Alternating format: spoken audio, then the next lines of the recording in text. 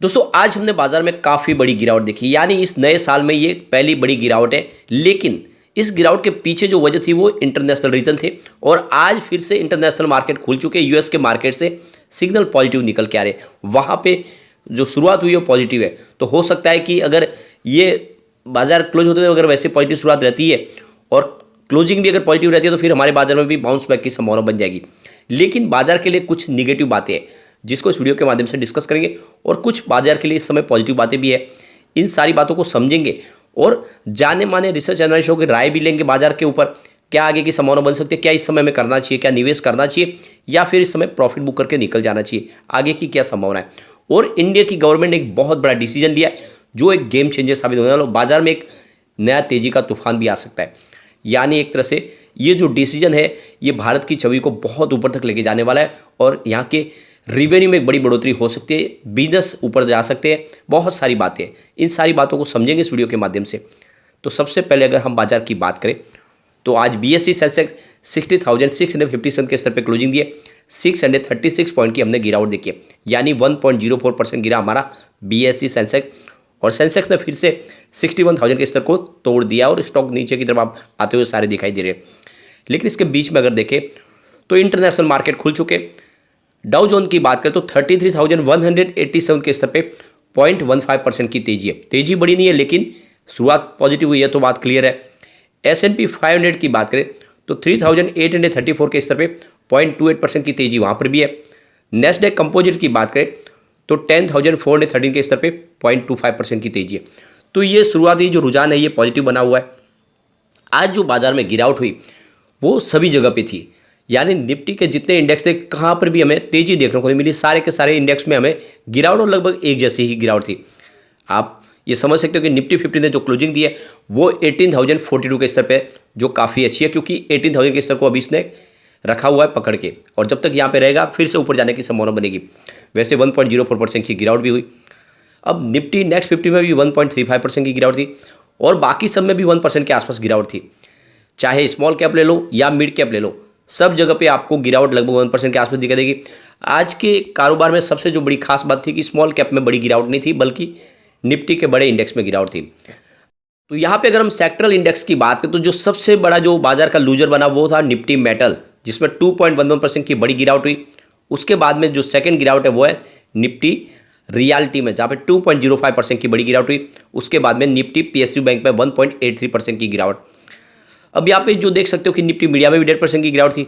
सबसे जो कम गिरावट थी वो थी निफ्टी फार्मा में, मात्र 1.5% की गिरावट। और इसके पीछे वजह कि पिछले 2-3 ट्रेडिंग सेशन से निफ्टी फार्मा नहीं दौड़ा है और इस वजह से आज इतनी बड़ी गिरावट भी नहीं हुई।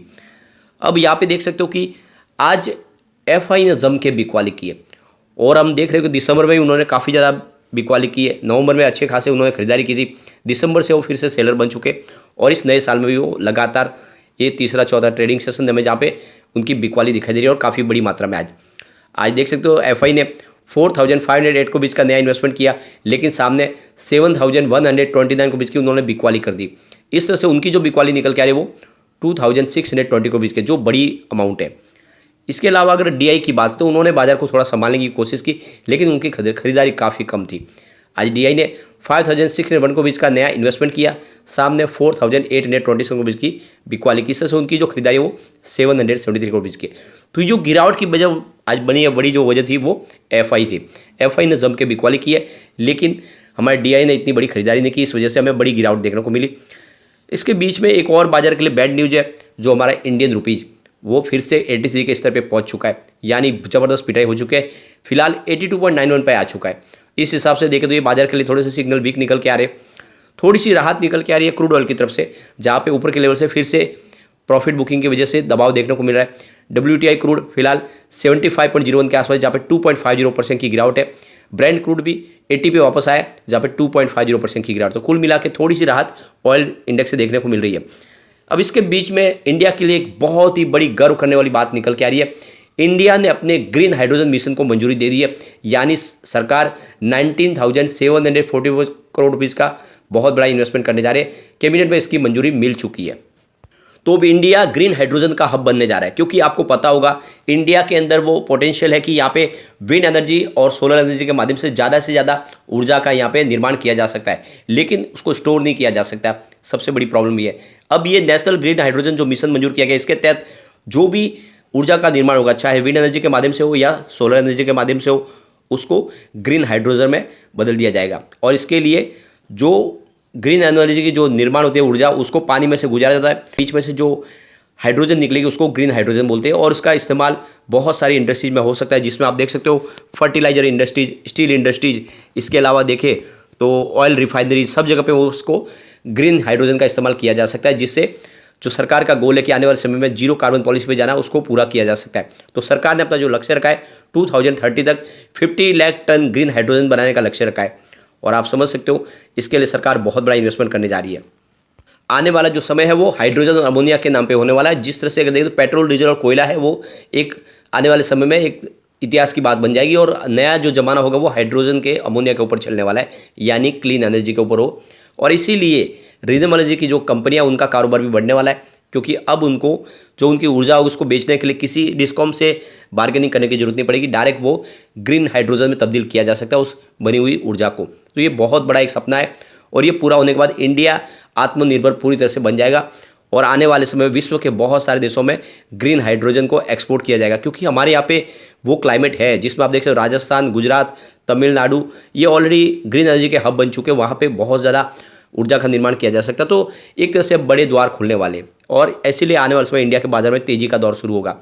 अब यहाँ पे फिलहाल बाजार की बात करें, गौरव रत्न पारखी का कहना है कि निफ्टी का लेवल फिलहाल 18,000 का लेवल अगर नहीं तोड़ता है तो फिर ये 18,250 और फिर 18,300 के स्तर तक वापस जा सकता है ऊपर। लेकिन अगर 18,000 के स्तर को इसने ब्रेक किया तो निफ्टी शॉर्ट टर्म में आपको नीचे जाता हुआ दिखाई देगा, यानी 17,800 का स्तर भी हमें देखने को मिल सकता है। मार्केट एक्सपर्ट अजित मिश्रा का कहना है कि निफ्टी में आज जो बड़ी गिरावट है उसने 4 ट्रेडिंग सेशन में जो तेजी बनी उस सबको खत्म कर दिया है। बैंकिंग इंडेक्स में काफ़ी बिकवाली देखने को मिली, और दूसरी तरफ मेटल इंडेक्स में भी बिकवाली थी, और निफ्टी फिलहाल 18,000 के स्तर के आसपास आ गया है। अच्छी बात है कि उसने इस स्तर को अभी तक मेंटेन रखा हुआ है। तो फिलहाल बाजार में आपको वेट एंड वॉच करना चाहिए।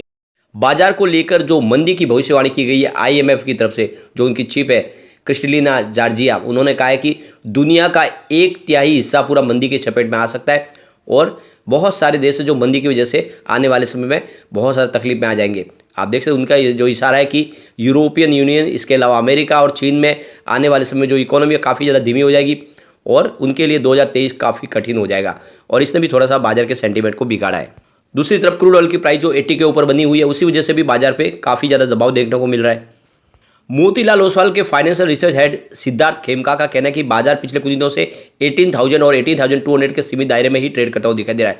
तेजी बनती है, फिर वापस थोड़ी सी प्रॉफिट बुकिंग होती है, तो फिलहाल एक तरह से देखें तो ये दायरा बन चुका है, और इसीलिए इसमें थोड़ी सी प्रॉफिट बुकिंग शुरू हो जाती है। तो आपको भी ये ध्यान रख के ही निवेश करना चाहिए इस समय।